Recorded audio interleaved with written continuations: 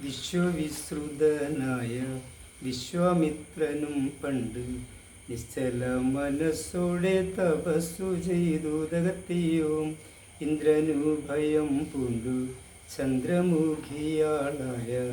സുന്ദരി മേനകയെ പറഞ്ഞയച്ചു ദഗത്തെയും ഒട്ടുനേരം ദേവനാരി പാട്ടുപാടി കളിച്ചപ്പോൾ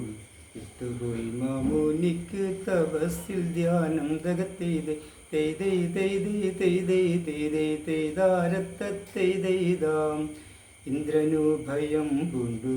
ചന്ദ്രമുഖിയാളായ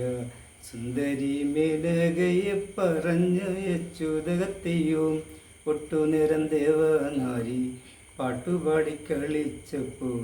വിട്ടുപോയി മാമുനിക്ക് മനസ്സിൽ ധ്യാനം ദഗത്തെയും ഒട്ടുനേരം ദേവനാരി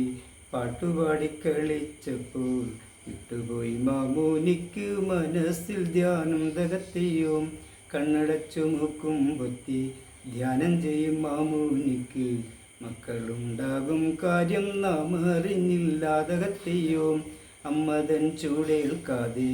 ആമുല കുടിക്കാതെ അമഹിതലം തന്നിൽ കിടക്കുന്നേരം ദഗത്തെയും അമ്മതൻ ചൂടേൽക്കാതെ അമുല കുടിക്കാതെ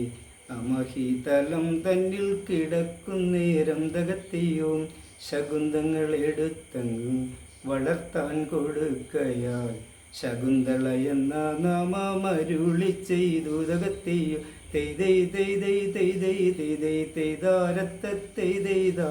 തെയ്തൈ തെയ്തൈ തെയ്തൈ തെയ്തൈ തെയ്താരത്തെയ്താം